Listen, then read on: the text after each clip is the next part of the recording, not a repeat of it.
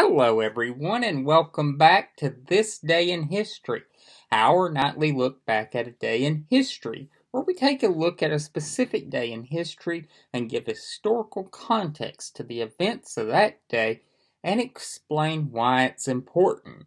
As always, please hit the subscribe button, the bell notification icon, and tell your friends so you can be alerted when I post new content and tell your friends when I do. Please help spread the word of the channel. And without any further ado, this day in history, January the 29th. And on this day in 2009, Governor Rod Blagojevich of Illinois was removed from office after the Illinois State House had impeached him. The Illinois State Senate convicted him and removed him from office. The vote in the state Senate was 59-0 to remove the governor and bar him from holding state office in the future. The state House had voted 114-1 to impeach Blagojevich, with 3 state House members abstaining. Blagojevich was impeached for trying to sell the Senate seat that had been vacated by then President Barack Obama. And he is on videotape trying to sell the Senate seat. He's like, I've got this thing that's worth something, and I'm not giving it away for free. I'm stuck here in Springfield. He was not at all happy about his circumstances because it was clear that the incoming Obama administration, was not going to appoint Blagojevich to a cabinet position. He was already white hot politically, like a pariah. And the Blagojevich crowd and the Obama crowd didn't get along.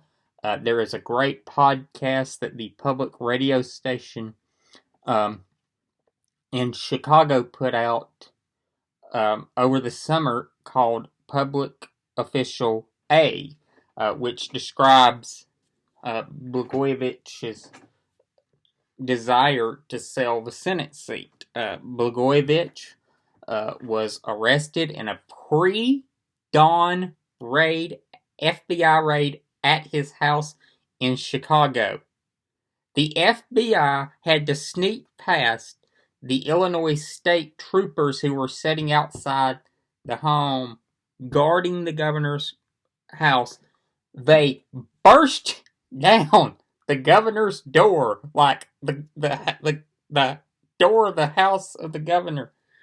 That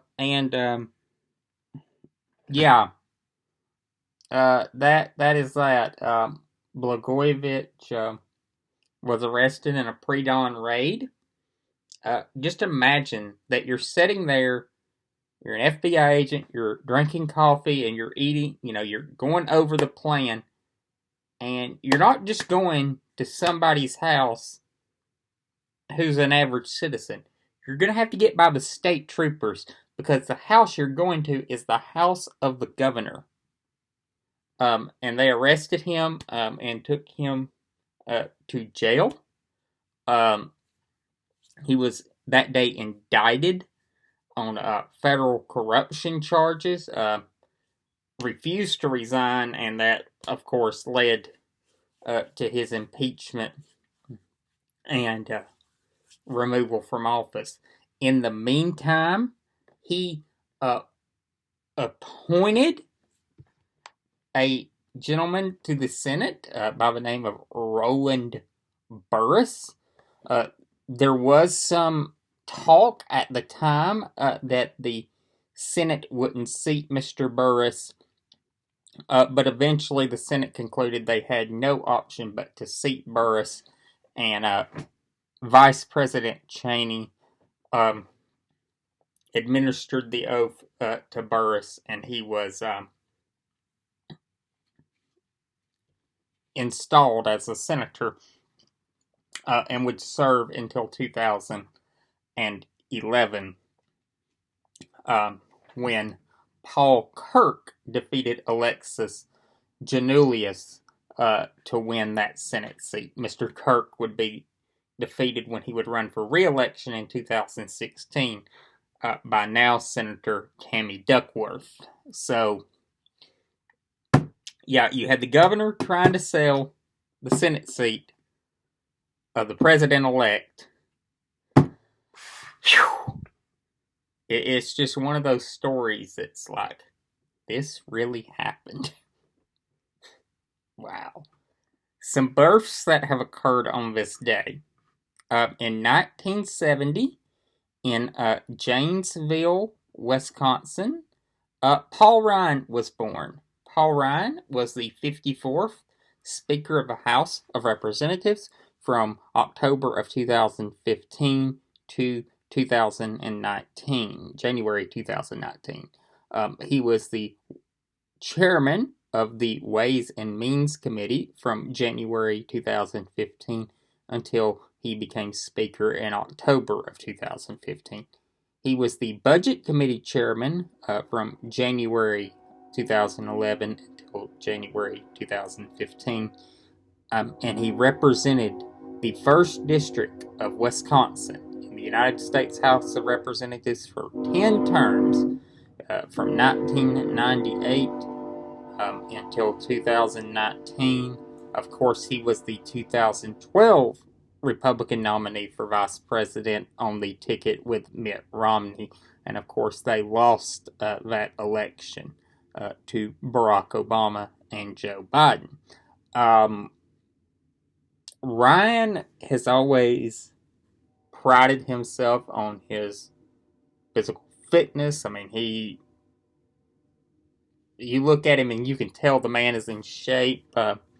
He is a very big proponent of P90X and other workout regimens. So, yeah. He's a big budget hawk. He's an Ayn Rand friend. And has always been seen as an up-and-comer in Republican politics. He defended Donald Trump Mr. Trump publicly while he was in office, but it has come out since that he was not a big fan of Mr. Trump. And, you know, there's some speculation. Will Mr. Ryan have a future in politics after the current president leaves office? Is there still a place for his type of conservatism and republicanism in the party? That's a question that will be interesting to see. So, Paul Ryan, born on this day in 1970 in Janesville, Wisconsin. Some deaths that occurred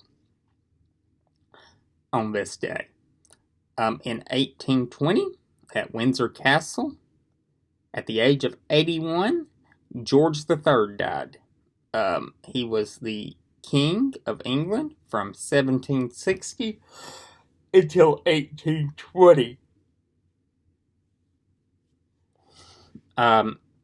He was king for 60 years. He, of course, is the king that lost the American colonies 44 years prior to his death. They declared we declared our independence, of course, in 1776. At the time, George was viewed very with contempt by historians. Later historians have taken a much more sympathetic view of George due to the fact that we now believe he suffers from some mental illnesses, and that can explain some of his erratic behavior. It's also apparent that he was really never interested in being king. He was a simple man and was not at all interested in being king. So there's also that. So George is a complicated figure. He was not a proponent of abolition, and during his time as king, over 1.5 million Africans were taken off the African continent and sold into slavery and British possessions. So there is that horrible stain on his legacy of helping fuel the slave trade. So you have to take a full view of a man's life, and with George, there's many things to consider. Personally, I think that George is a sympathetic figure because of the mental illness that he most likely did suffer from. So, the madness of King George. Uh, and, you know, he's one of the longest serving monarchs in British history. He has since been surpassed in length of reign and his age. So, King George III died on this day in 1820 at Windsor Castle.